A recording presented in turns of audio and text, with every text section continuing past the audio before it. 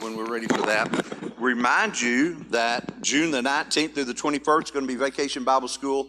If you would like to be involved in that and you haven't already talked to Brandy, talk to her.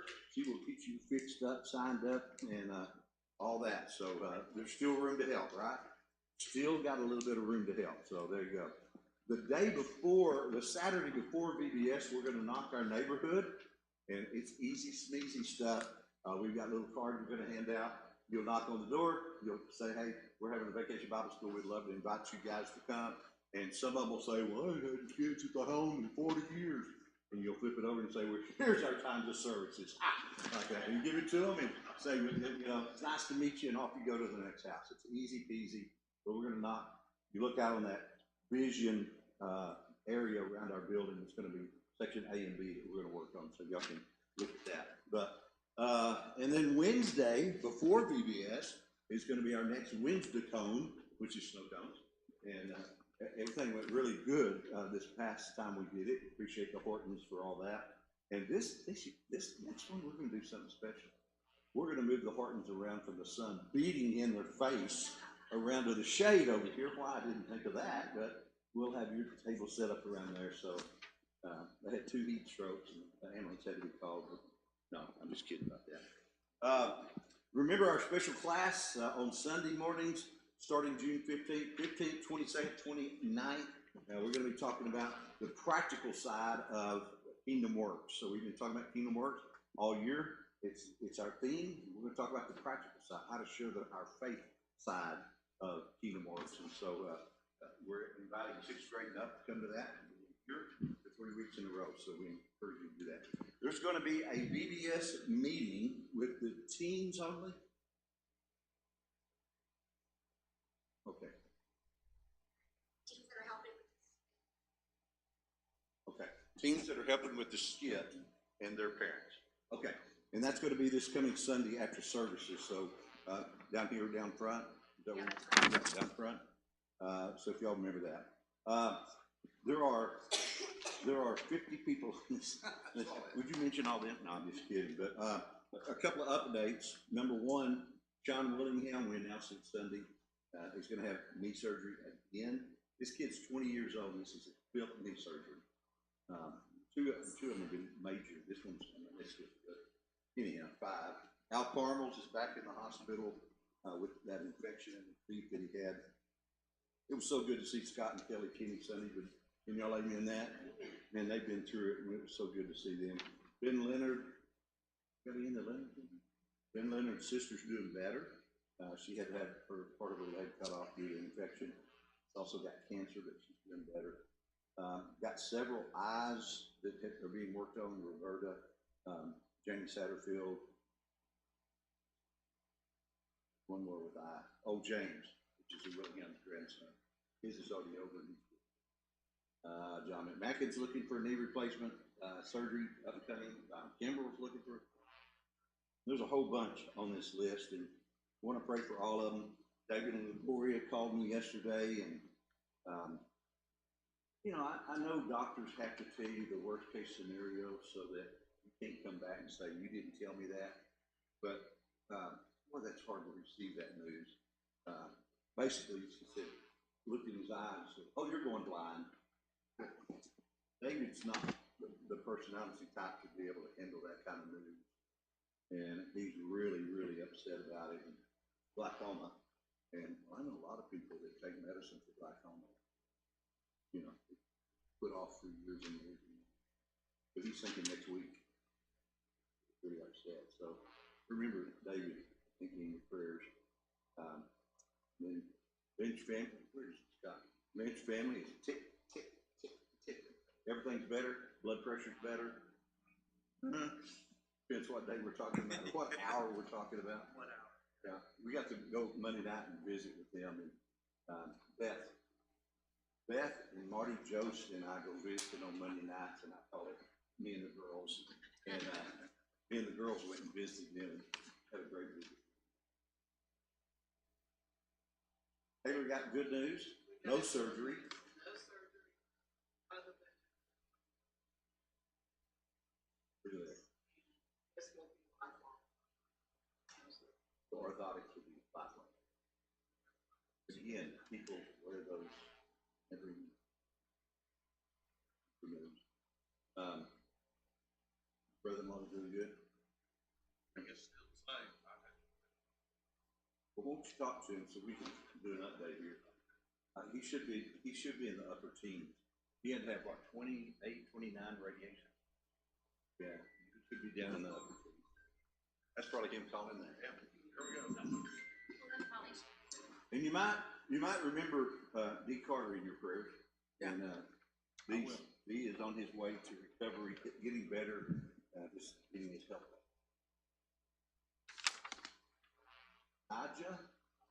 Daji, it's an I, Daji, which is your friend, and you tell us.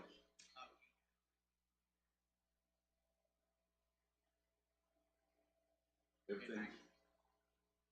How much? In 1, 2, 3, I mean.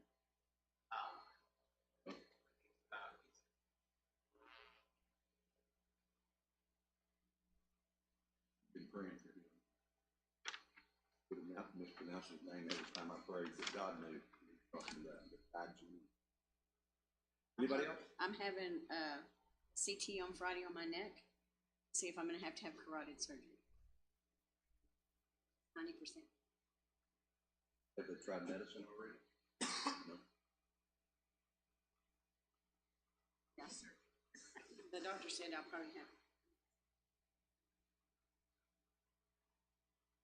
Well, let me go ahead and introduce our speaker, and then when you're through with your prayer, Michael, it'll be your turn to step up. All right. This is Michael Joyner. Michael, I'll read this instead of trying to make it up, but he grew up in Kermit, Texas. So is that Yellow Jackets? Yellow Jackets. Kermit, Texas. I got his bachelor's in Lubbock Christian, master's from Pepperdine University. He served in congregations in Texas, New Mexico. Where I first began knowing him is in Artesia. He was in, how long were you in Artesia? 17, and you were in Carlsbad 20 years, about that. And he moved to Lubbock in 2018, and he's retired, which what I'm understanding from Butch and the guys that have retired is you're busier now than you were before you retired. Chasing grandkids. Some people say, yeah, you should, Scott, but let's don't tell them about that. Was married to Becky for 39 years. She passed. She's now married to Dr. Patty Patterson. What Dr. Pediatrician. Excellent. And y'all been married for 5 years, right? Living in Lubbock. And he didn't put it on here. You did say you had three daughters and 8 grandchildren, but he didn't put on here that Lynn Ann Lowry, some of y'all will know from Colonel Carter, his daughter. They heard he was coming and they ran Riodosa somewhere. Now I know she wanted to be here because she talked about this months ago when I told you. Anyhow, okay, Dee, we're going to turn it over to you when he's through. I'm gonna stand there and hold it. And I was holding it, at least falling over. Some of you may know it. 2 months ago.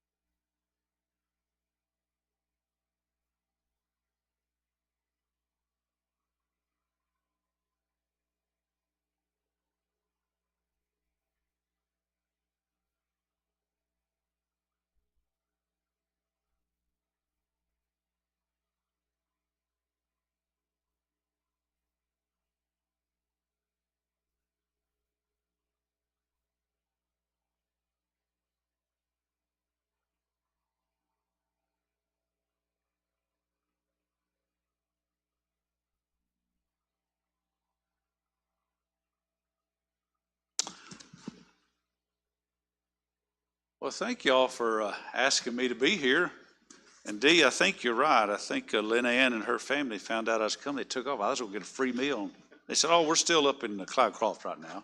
So I got to come over here and buy my own meal then. So it's just really good to be here. I kind of got to go scout a little bit more when over at Fairmont, and just enjoyed that time together.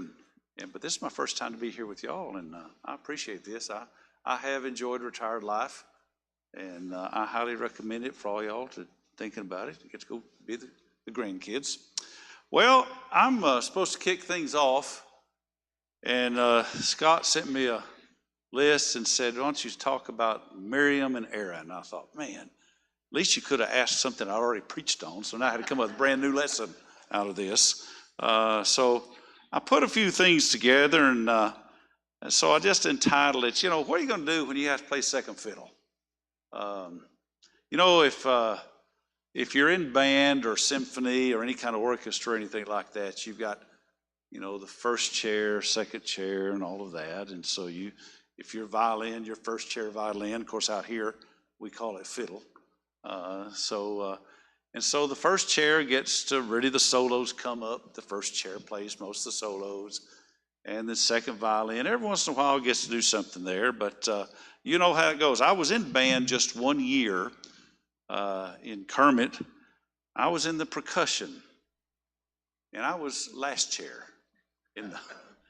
in fact, to the point that at the end of that year, I was invited to not be in band anymore because I had no sense of rhythm. And when you're in percussion, the band really needs somebody there at least hitting the bass drum on time, and I couldn't even do that. So that's probably my biggest failure as far as school goes. I was invited to stay away from there. So, it's not easy. It's not easy being second fiddle. Now I know. I mean, basically, what you are when you're second fiddle, you're back up to the first violin. That's what you are. And it's the same thing with a backup quarterback. I mean, what's your job? Your job is to fill in if the top dog goes down or needs a break or something. All the rest of the time, you're just out there going, go team, good to be here. I got my job, but my job is to fill in. And especially with pro teams, there's guys that are hired specifically to be second string quarterback.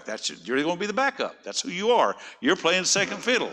So the thing is, it's hard because you have your part, but you've also got to always remember what your place is. And that is your job. It's important to the team. It's important to the orchestra. And they have, I shouldn't say you never play. I mean, you play all the time, and every once in a while you've got certain parts, but I mean, you've got to be there. That was the case with Aaron and Miriam here. Now, if you're not familiar, Aaron and Miriam are the brother and sister of Moses. I'm going to put this is buzzing. My kids are probably buzzing me here. Oh, buzz them, tell them I'm in church. Where are you right now? You've got Aaron and Moses, or Aaron and Miriam are the brother and sister of Moses. Right off the bat, I just got to thinking about. We're going to talk about them tonight. And by the way, look at the clock. What time we finish here? 7:30, don't we? Okay, all right. I got a short lesson, so maybe I can straighten it off. We'll be in there. All right. So anyway, I got to thinking about something. I thought,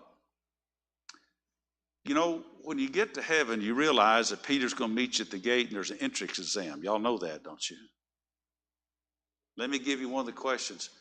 Give me the names of Moses' parents.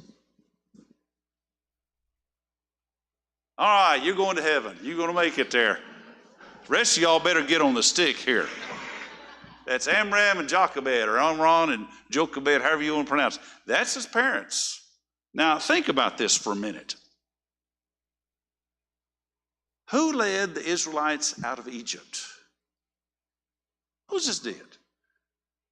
And then you've got Aaron, who gets to be high priest. You got Miriam, his sister, who's a prophetess.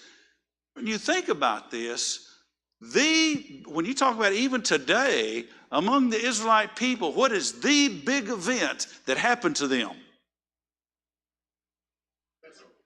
When the Passover and going through the Red Sea, that's right. You had the Passover, next thing you know, they're going through the Red Sea. They got out from slavery into freedom. Same thing for us as Christians. We go from slavery to freedom. But that's the big event. Who raised those kids? You got Amram and Jochebed. They must have been some decent parents when you really think about this. Their kids are the ones who basically led the children of Israel out of slavery. And so they were responsible for the greatest story of the Israelite nation. They must have been some great folks. Now, there are some of these scholars that want to say that the Israelites had adopted the gods of Egypt. Now, we know they wanted to kind of be that way because we know how they acted at times. But some of them seem to think they just adopted the gods of Egypt. They just added Jehovah God as one of their gods. That may be right, but I kind of doubt it. And the reason is, at least with one family, because Amram and Jochebed saw to it that their kids knew God, not just knew about God, they knew God.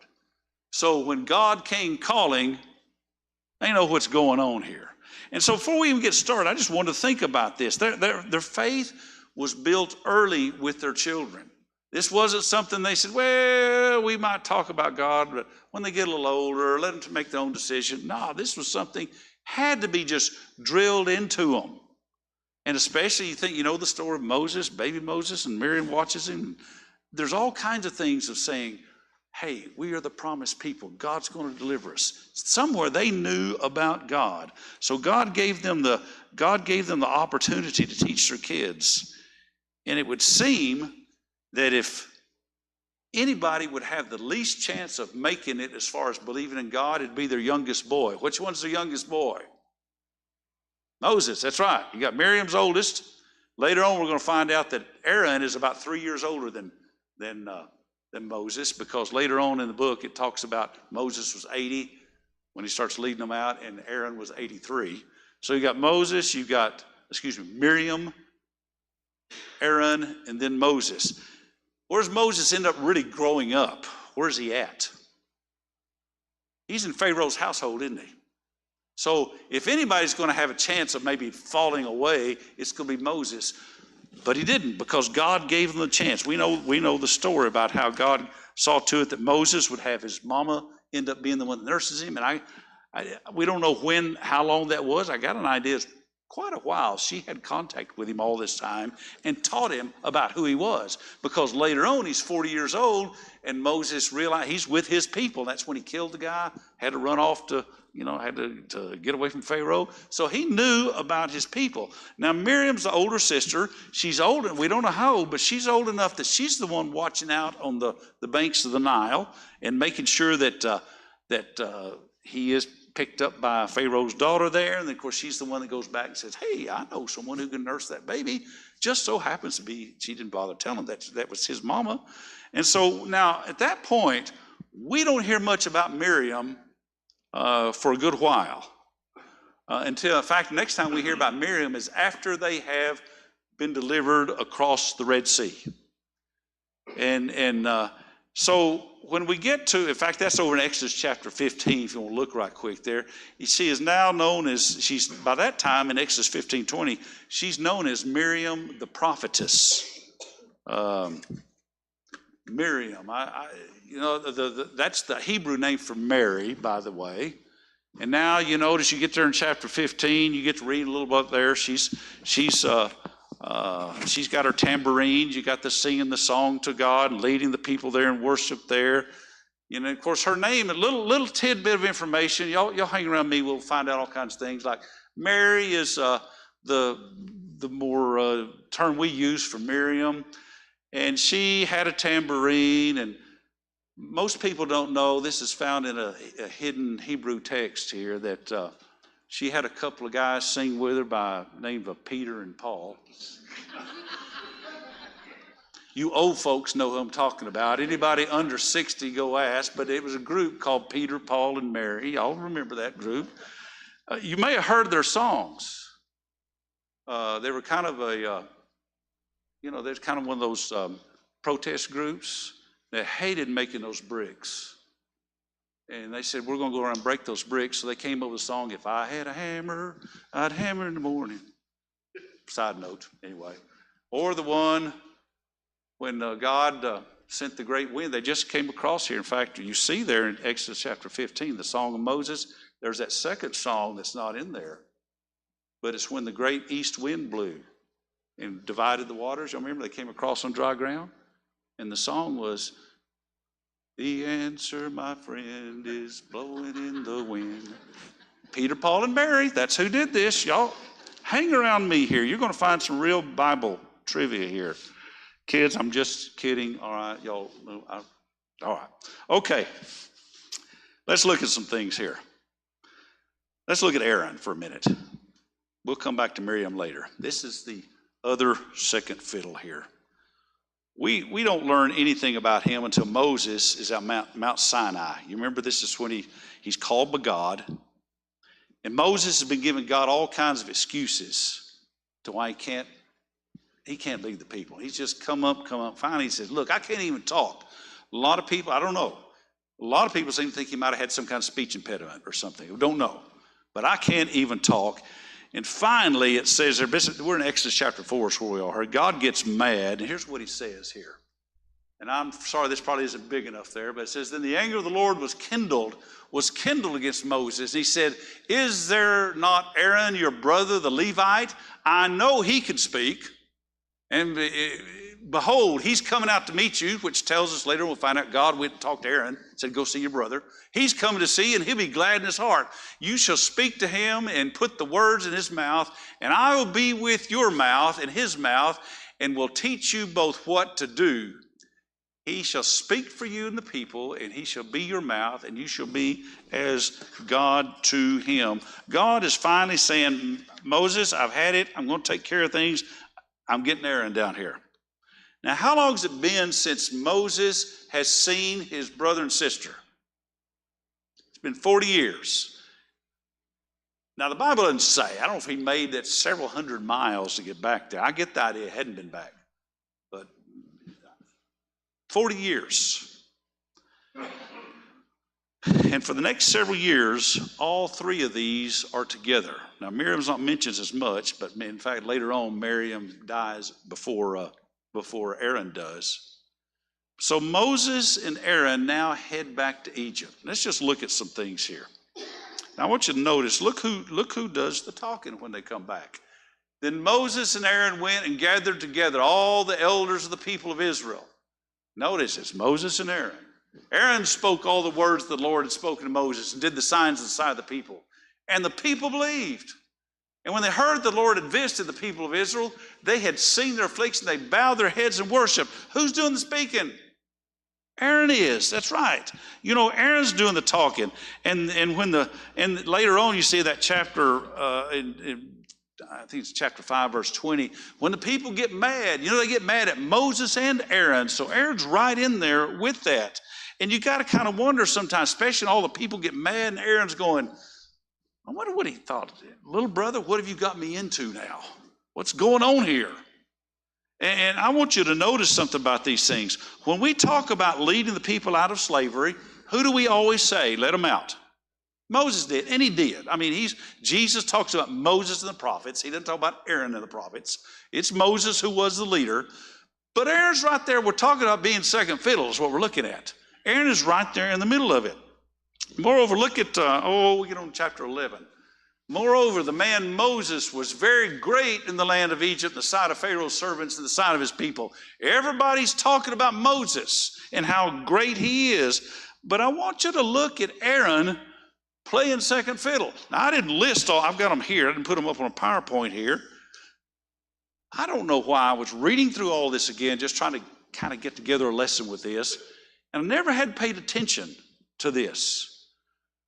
Whose staff, and I know I've known this before, it just slipped my mind. Whose staff turned into a snake and ate the other snakes? It was Aaron's. I don't know why I was thinking Moses. The Bible's always said Aaron, and I've read this thing hundreds of times, but it was Aaron's staff that turned into a snake and ate the rest of them. Who was it that, whose staff struck the Nile? It was Aaron's staff that struck the Nile. Whose staff made the frogs appear? It was Aaron's staff that made the frogs appear.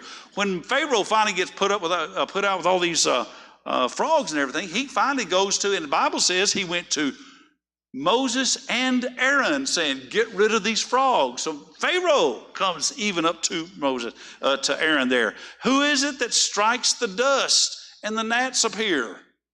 It's Aaron with his rod.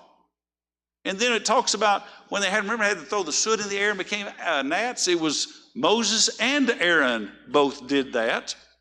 And so later on, when there's a big battle going on and Moses, his arms are getting tired, who held up the arms?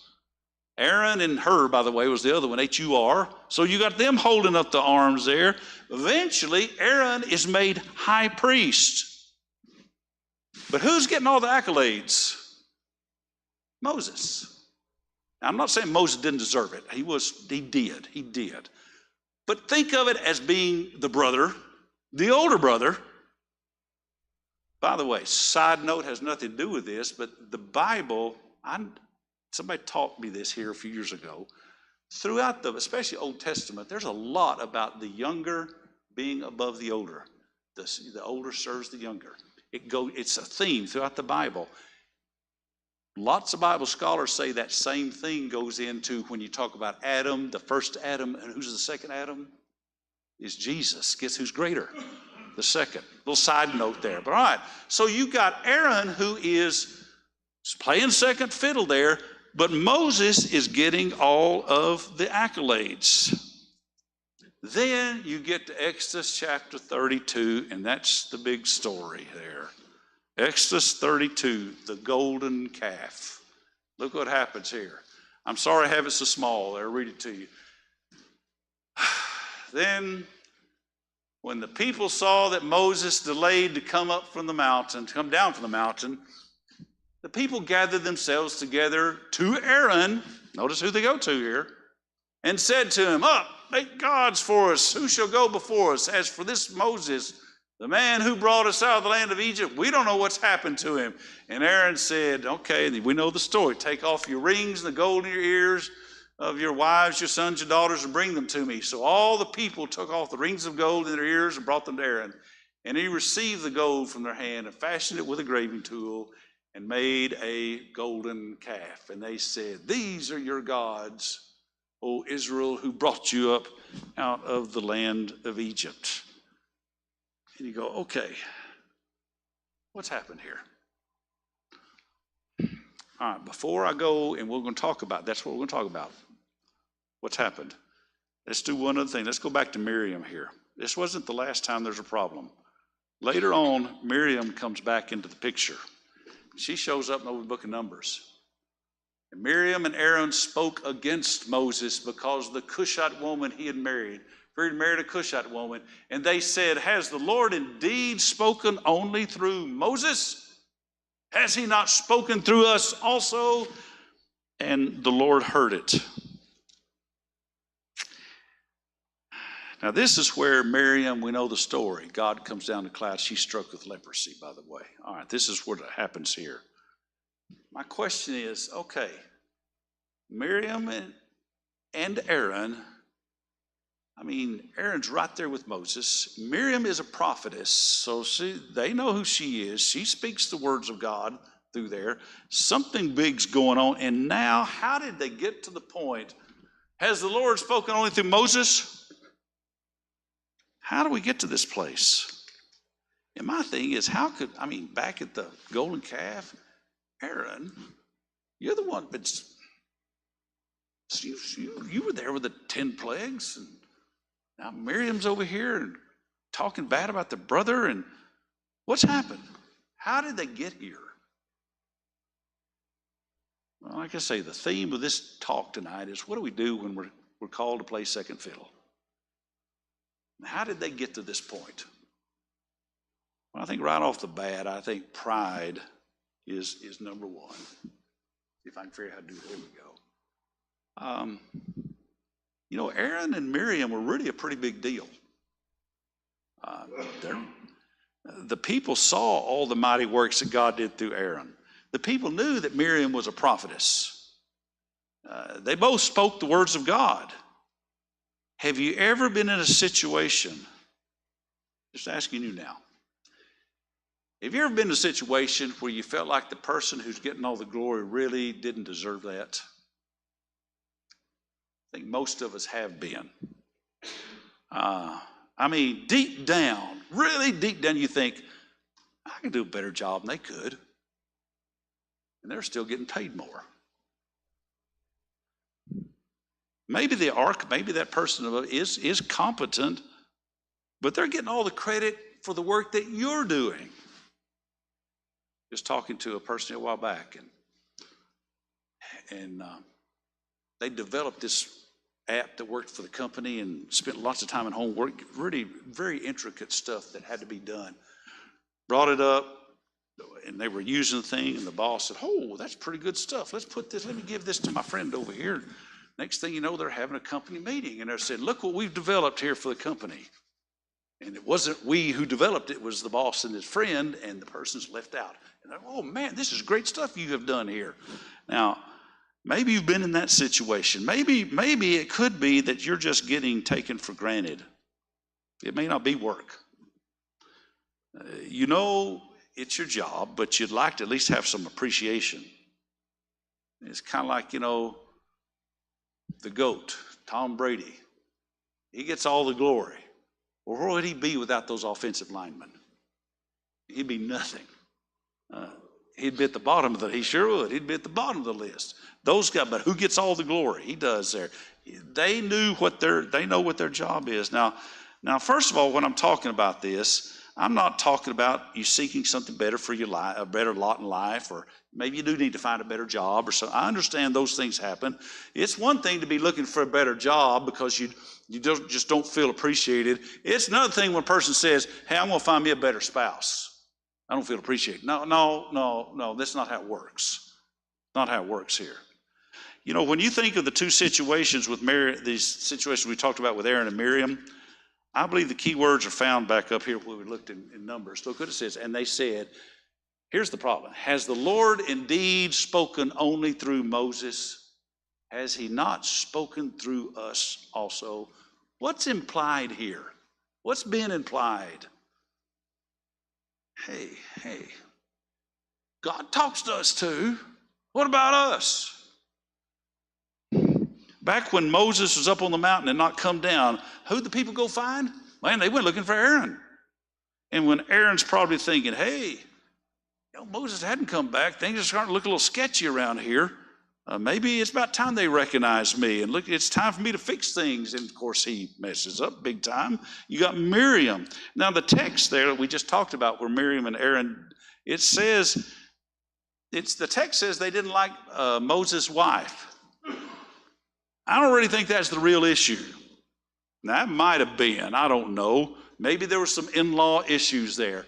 If his wife happens, if Zipporah was the wife, the Midianite, or unless he took another wife, I don't know. But if it was Zipporah, maybe she was hard to get along with. I don't know. Sometimes in-law issues happen there. Maybe she was a little bossy. Maybe you got Zipporah going along there. Look here, one time I saved Moses' life. God was fixing to kill him there, and I circumcised the little boy. Remember that story? He'd be dead. And I can just see Miriam say, well, big deal. I was saving his life before you was ever born. I was out on the Nile River there saving his life. So who knows what was going on there? But she and Aaron start getting together, and they start talking about their sister-in-law. And, of course, who's going to come up in the conversation? Moses comes up in the conversation because then they start talking about this. And they start saying this. Has the Lord only spoken through our little brother? Hey, how about us here? We're tired of playing second fiddle. That's what they're saying. And I'm seeing I got to get busy here. You're fixing me time. Okay, all right, let me talk fast. We're tired of playing second fiddle, blah, blah, blah, and all that. But there's one little problem here. God heard them, and the Lord heard it. Now, this is a big deal right here. When God has placed you and me in a situation, and I don't think it's fair, and I start whining and complaining, the Bible says the Lord hears it. He's put us in a place, and I'm whining about it. And I think we see the real issue in the very next verse, because here's the real issue. Now, Moses was very meek, or gentle, or humble, it's another word there, more than all the people who were on the face of the earth. I'm sorry when I start talking fast. I got to, all right. So they're going, do you see the previous there? Look at the previous verse. Hadn't God spoken through us? And then you go over here to Moses, and he was humble. You're seeing the difference. Why do you think that verse is there? I think it's there to tell us the difference between Moses and his siblings. And the vast majority of conflicts happen, whether it's marriage, children, work, world issues, whatever it may be, is lack of humility. It's all about me. I'm not getting my way. I'm sick and tired of playing second fiddle. What about me? And it's me, me, me. So quickly, humility. I've been trying to picture this. Just how did Moses feel when all this happens? If he is the most humble man on the face of the earth, and that's what it says, and I believe it's true, this had to kill him. All of a sudden, his brother and sister over there badmouthing his wife and him too. It had to hurt, just break his heart there. Have you ever had anybody blast you when all you're doing everything you can to keep things afloat? And then they start complaining about what's going on there, or maybe when you're called to play second fiddle, if you're not careful, a bad attitude and bitterness can take over our life. And I think that's what was happening right there. And I think it's why important that we pay attention to this. It's not Moses who gets mad, it's the Lord who hears them. And I'll just quickly, we're not going to jump through all this. This is when God calls them out. Look at that second line. Come out here, you three, to the tent of the meeting. God calls them out the woodshed. You notice? And then they get down there, and then he calls Aaron and Miriam, said, hey, you two come up here. And of course, this is when the cloud comes down, and when it comes back up, Miriam is covered with leprosy. Notice that last sentence there. The anger of the Lord was kindled against them, and he departed. And of course, that's when the next scene, when the cloud removed, Miriam was leprous, white as snow. Now, why is this story here? Why is it here? God takes it really serious when you don't want to stick to your job of second fiddle. When you've decided that you know better than what God does. He's serious about this. And serious enough, he struck her with leprosy. If you read the rest of the story, Moses intervened. 7 days later, she's healed. But hey, this tells us something about God. He expects us. There's a real tendency for us not to be satisfied where God has placed us. And I just want to kind of finish up quickly out there. That tendency for us to not be satisfied. That has started from the beginning. What was Eve's problem? She wasn't satisfied with her lot in life. She was tired of playing second fiddle. I want to be like God. You think about that. You start thinking about others in there. You've got Aaron and Miriam, same thing. Absalom with his father David. He decided he wants to be king. You got Ananias and Sapphira over in the New Testament. Hey, everybody's, they're giving all this money and stuff, and we're not being people aren't noticing us as much. Of course, they tried to lie to the Holy Spirit and all that. But again, what's the same thing? They don't like their lot in life there. There's those people in church who didn't like Paul getting all the recognition. And the thing is, it did not end well for any of these people. Humility. Finish up with Jesus on this. Right here is the only verse in the Bible where Jesus tells us what his heart is like. Only verse in the Bible, right here. Come to me, all who are labor and are heavy laden, and I'll give you rest. Take my yoke upon you and learn from me, for I am humble or gentle, meek, and lowly in heart. That's Jesus' heart. He was humble. Moses, the most humble man on all the earth. That's Jesus. You don't see Jesus out there, and then so you start looking at other verses about Jesus. Paul tells us to walk in love as Christ loved us and gave himself up. Philippians 4, do nothing from selfish ambition or vain conceit, but in humility count everybody else as better than yourselves. And that's not our philosophy in this country, unfortunately. Let each of you look not only to his own interest, but also to the interest of others. And it talks about Jesus humbled himself by becoming obedient even to death on a cross. Well, it's tough being second fiddle. Sometimes we find ourselves in situations that we wish we weren't in. Humble ourselves before God. And when bitterness, when self-pity starts taking over, put it before God. Say, God, I know I shouldn't feel this way. Help me out. The flesh is taking over there. Hey, thanks for letting me come and be with you tonight. I'm sorry I had to hurry through the last part, but it's been good to be here with you. Would you pray with me?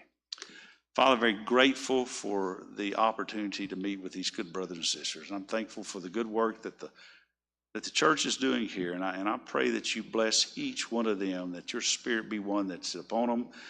Father, help all of us not to be proud in heart, but to be humble and to let you work through us instead of us trying to do it ourselves. In Jesus' name, amen. Okay, thank you all. We got to mention, ladies, the children's worship sign-up sheet